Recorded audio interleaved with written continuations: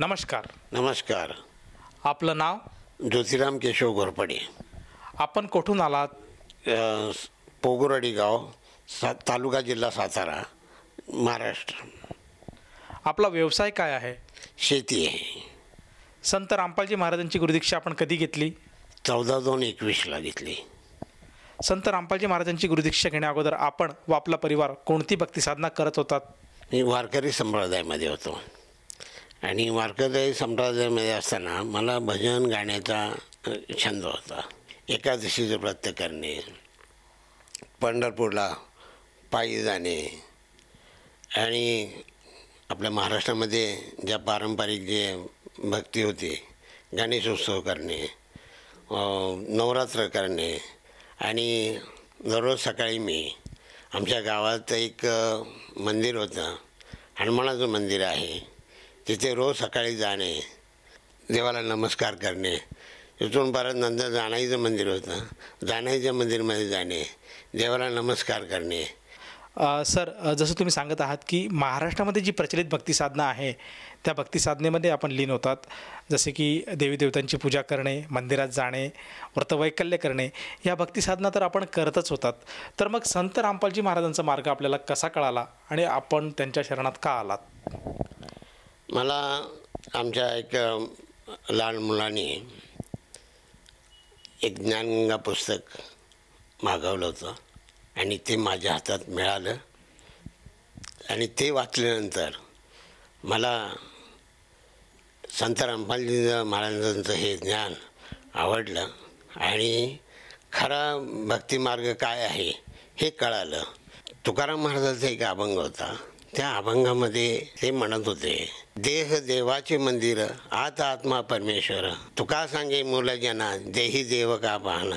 मी असा विचार केला की जर तुकाराम महाराज जर असे म्हणतात तर मी मंदिरामध्ये जातो, पाया पडतो, तिथे डोकं टेकवतो, याचा काहीच उपयोग नाही. नंतर मग मी या पुस्तकाद्वारे संत रामपालजी महाराजांचे नामदान सेंटर सातारमधलं देवडीमध्ये आहे हे कळाल्यानंतर मी या देवडीमध्ये आलो आणि त्यांची नामदीक्षा घेतली. सर, जेव्हा आपण संत रामपालजी महाराजांचं ज्ञान ऐकून त्यांचा अनुग्रह घेतला, त्यानंतर आपल्याला आपल्या वैयक्तिक जीवनामध्ये, आपल्या स्वतःमध्ये तथा आपल्या परिवारामध्ये काय काय बदल आढळले किंवा काय काय अनुभव आज आपल्याला आलेले आहेत? मला बरेच वर्ष, जवळजवळ 25 ते 30 वर्ष मी भजनात वगैरे इथे मला जागरण वगैरे व्हायचं आणि त्यावेळेला मला माझी एक तर या भक्तीमुळे तर लाभ न होता मला एक मूळव्याधाचा असा त्रास उद्भवला होता की तो मी डॉक्टरांच्याकडे गेलो, औषधं घेतली, कुठेच मला त्याचा काही झालं नाही. बाकी असे वैद्य वगैरे सोलापूर तालुका, पाटण तालुका, जिथे जिथे कोण सांगेल तिथे तिथे मी जात होतो, पण मला त्याचा काही फरक पडला नाही.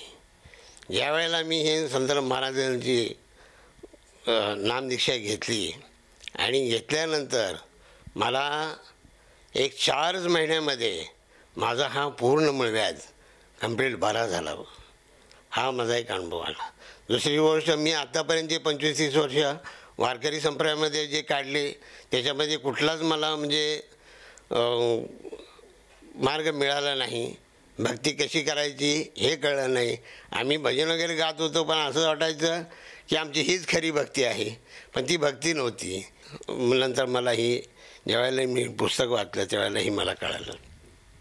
आज मला ही भक्ती घेतल्यापासून एकतर माझा हा मूळव्याध कंप्लीट संपला. तिसरी गोष्ट, जे बाकी शेतामध्ये जे काही उत्पन्न निघत नव्हतं, आज या भक्तीमध्ये आल्यानंतर मला उत्पन्नसुद्धा फरक पडला आणि आज माझं व्यवस्थितही चाललेलं आहे. सर, जसं तुम्ही सांगत आहात की संत रामपालजी महाराजांच्या सद्भक्तीमुळे आपल्याला खऱ्या अर्थाने मोक्षाचा मार्ग मिळाला, परमेश्वराची ओळख आपल्याला पटली, त्याचप्रमाणे जी शारीरिक व्याधी होती मूळव्याध, यातूनसुद्धा आपल्याला आराम मिळाला आणि असे बरेचसे शारीरिक, मानसिक, आर्थिक स्वरूपात आपल्याला लाभ मिळालेत.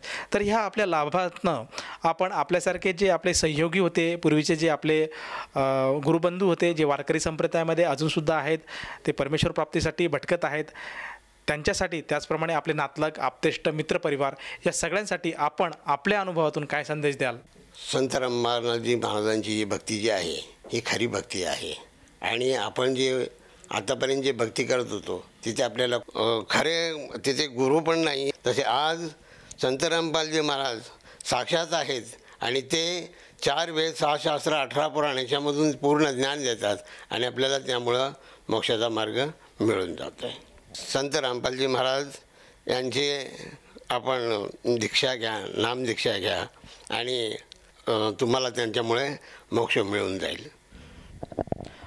सर, आज तुम्ही समाजाला सांगत आहात की संत रामपालजी महाराजांच्याकडनं नामोपदेश घ्या, गुरुमंत्र घ्या आणि आपल्या जीवनाचं कल्याण करावं. तर ह्या भावनेतनं एखाद्याला वाटलं की आपणसुद्धा संत रामपालजी महाराजांची गुरुदीक्षा घ्यायला काही एक हरकत नाही, तर ती व्यक्ती संत रामपालजी महाराजांची गुरुदीक्षा कशी घेऊ शकेल? TV चॅनलवरती एक सकाळी सत्संग आपला लोकशाहीर असतो. बऱ्याचशा TV चॅनलवरती त्यांचे नंबर येतात. ज्ञानगंगा पुस्तक आहे, जगण्याचा मार्ग आहे, त्याच्यावरती सुद्धा नंबर आहेत. ते नंबर आपण लावून जवळच्या नामदान सेंटरचा तुम्ही पत्ता करू शकता आणि तिथे आपलं नामदान घेऊ शकता. सर, जसं तुम्ही सांगत आहात की आज संत रामपालजी महाराजांच्या दयेने बऱ्याचशा TV चॅनलवर संत रामपालजी महाराजांचे सत्संग येतात. त्याचप्रमाणे बऱ्याचशा सोशल मीडियाच्या प्लॅटफॉर्मवरसुद्धा संत रामपालजी महाराजांचे सत्संग प्रसारित होत असतात, जसे की यूट्यूब आहे, फेसबुक आहे, इंस्टाग्राम आहे. आणि संत रामपालजी महाराजांनी काही पुस्तकं लिहिलेली आहेत. ज्ञानगंगा आहे, जगण्याचा मार्ग आहे. त्या पुस्तकांमध्ये सुद्धा आश्रमाचे नंबर आहेत. त्या नंबरवर जर साधकाने संपर्क साधला तर तेथून त्याला अगदी आपल्या जवळच्या जिल्ह्याचा जे नामदान केंद्र आहे तिथला पत्ता मिळतो आणि तेथे जाऊन ती व्यक्ती संत रामपालजी महाराजांची गुरुदीक्षा घेऊ शकते. तर या गुरुमंत्रासाठी त्या साधकाला त्या गुरुदीक्षा केंद्रावर जाऊन किती पैसे मोजावे लागतील की जेणेकरून त्याला संत रामपालजी महाराज ही नामदीक्षा देतील? 1 रुपयासुद्धा द्यायला लागत नाही. उलट रामपालजी महाराज आपल्याला एक त्यांची पुस्तिका देतात, मंत्र कार्ड देतात, फ्री देतात. धन्यवाद. सत साहेब.